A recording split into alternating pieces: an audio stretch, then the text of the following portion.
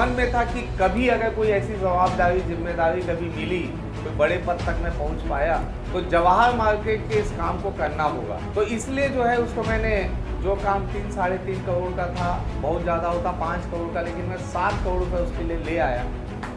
और उस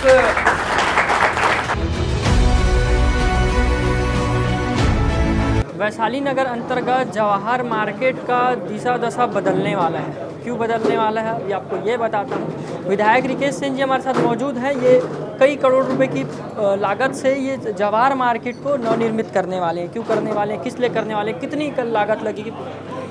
देखिए, जवाहर मार्केट जो है भिलाई की रीढ़ की हड्डी है और एक बहुत कम दाम में कोई अपनी बच्ची की शादी भी जो है उस मार्केट से कर सकता है। इतने सस्ते में सामान जो है उपलब्ध रहता है। उस मार्केट को व्यवस्थित करना है।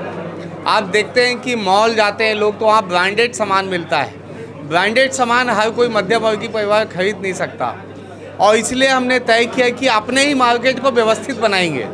उसके लिए मॉल की तर्ज पे पूरा जो डोम सेट से ढका हुआ, फायर सिस्टम के साथ, अंडरग्राउंड इलेक्ट्रिक के साथ, साज सज्जा के साथ 7 करोड़ रुपये मैंने माननीय मुख्यमंत्री जी से मांगा था। 7 करोड़ रुपए की राशि मुझे माननीय मुख्यमंत्री जी ने दी है। अब जवाहर मार्केट की तकदीर और तस्वीर जो है बदलने वाली है। अब यकीन मानिएगा, छत्तीसगढ़ का मॉडल मार्केट बनने वाला है और इसी के तर्ज पे आप देखिएगा, जब ये बन जाएगा तो देखिएगा कि एक नए स्वरूप में हर मार्केट बनने लगेगा। लगभग कितने की लागत लगेगी और कितना दिन लगेगा? 7 करोड़ रुपये की लागत है। अगर टेंडर प्रक्रिया अगर हम करते हैं, ये समझ लीजिए कि हम अगस्त महीने से काम करना स्टार्ट कर देंगे। भारत माता की जय, बोले दुर्गा मैया की जय, बोले छत्तीसगढ़ महतारी की जय। जवाहर मार्केट भिलाई की रीढ़ की हड्डी है। जवाहर मार्केट आज कोई अगर अपने बच्चों की, कोई बेटी की शादी करना चाहता है तो यही वो जवाहर मार्केट है जहाँ पे बहुत कम राशि में वो अपनी बेटी की शादी कर सकता है। ऐसा ये हमारा जवाहर मार्केट है। और कहीं ना कहीं एक षड्यंत्र के तहत एक समय ऐसा भी आया कि जवाहर मार्केट, सर्कुलर मार्केट, सब्जी मंडी, लिंक रोड, इसे ख़त्म करने का भी प्रयास एक समय में कुछ नेताओं ने किया, कुछ अलग अलग व्यक्तियों ने भी किया कि ग्राहक इस तरफ मूव ना हो, ग्राहक कोई दूसरी दिशा में चले जाए। एक समय ऐसा भी आया जब ऑनलाइन की मार्केटिंग अभी भी कुछ परसेंट तक है, ज़्यादा है अभी। ऑनलाइन मार्केटिंग के लिए भी जो है कई लोग ये दिमाग लगाने लगे, लोग एक चर्चा में लाने लगे, लोग आपसी बातचीत करने लगे। जवाहर मार्केट जाते हैं तो गाड़ी रखने की जगह नहीं है, जवाहर मार्केट जाते हैं तो वहाँ पे सुलभ शौचालय नहीं है। इतना कौन झंझट पालेगा, एक काम करते हैं ऑनलाइन खरीदी कर लेते हैं। इसे भी माउथ पब्लिसिटी में लोग लाने का प्रयास किए और लोग उसके लिए काम करना चालू किए। वो षड्यंत्र से मैं वाकिफ था और मुझे ऐसा लगता था कि हे भगवान, हे ईश्वर, कभी अगर आप बड़े स्थान पे अगर कभी पहुंचाओगे तो इस मार्केट को एक अच्छे तरीके से व्यवस्थित करके एक नया स्वरूप देके इसमें काम करने की आवश्यकता है।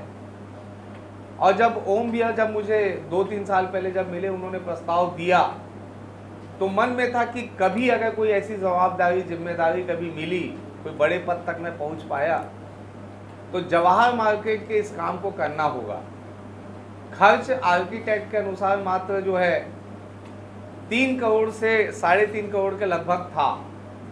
लोग, चूंकि वो 3 साल हो चुका था तो मैंने एक कागज में उसे 7 करोड़ लिख दिया, क्योंकि हम लोग क्या होता ये है नगर निगम में कि जब राशि कम पड़ जाती है, 1-8 करोड़ रुपए कम पड़ गया, 50 लाख 20 लाख, तो उसके अतिरिक्त सेंक्शन के लिए जो है फाइलें बहुत लंबा घूमती है।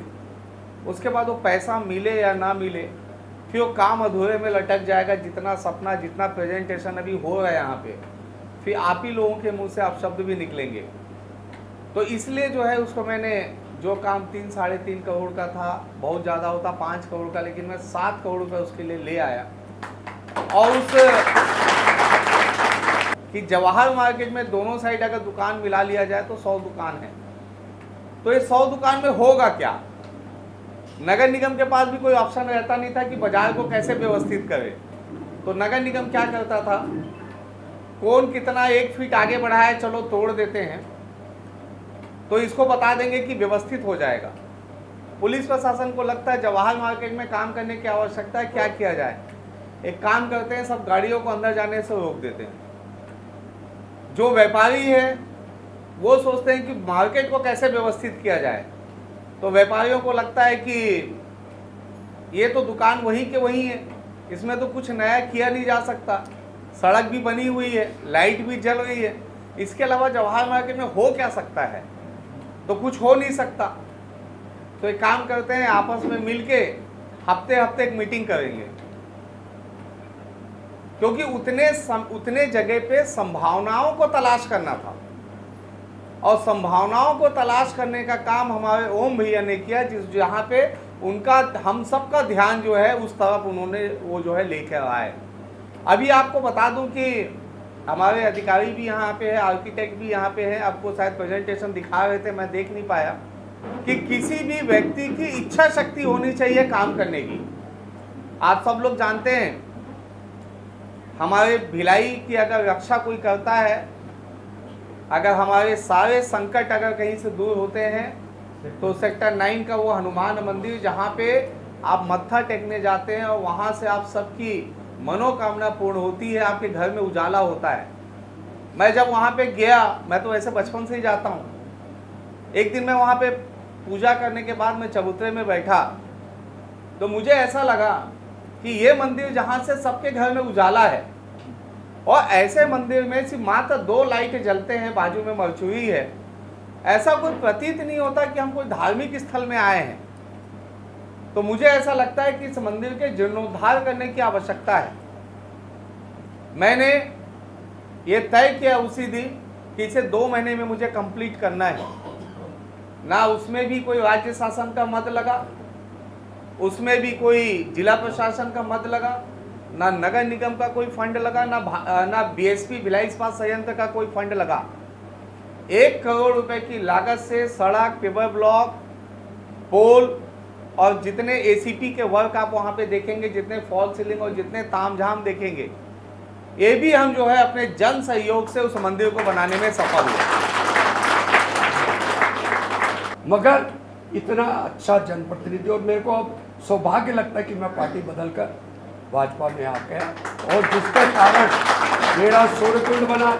आज जब सभापति था उस समय से रुका हुआ आपके पूरे जवाहर मार्केट का सपना साकार होने अब जा रहा है। और बता दूं, जैसे ही बने इन्होंने पहला काम किया, सेक्टर तरफ इधर का पैसा नहीं जाएगा, जो काम होगा इधर होगा, इसीलिए सब पैसे वहाँ रुक गए, और आप लोगों के लिए भी अनुमति लेकर ये लोग आ गए।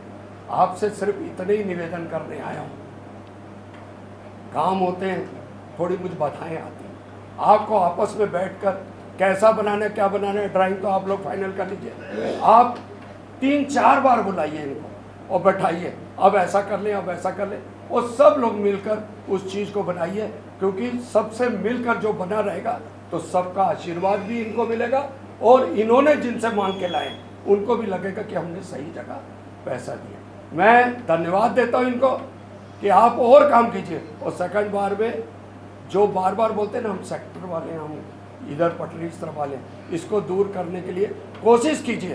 काम कठिन है, मैं वादा बोल रहा हूँ कि मत कीजिए, लेकिन कोशिशें कामयाब होती है, वादे अक्सर टूट जाया करते हैं।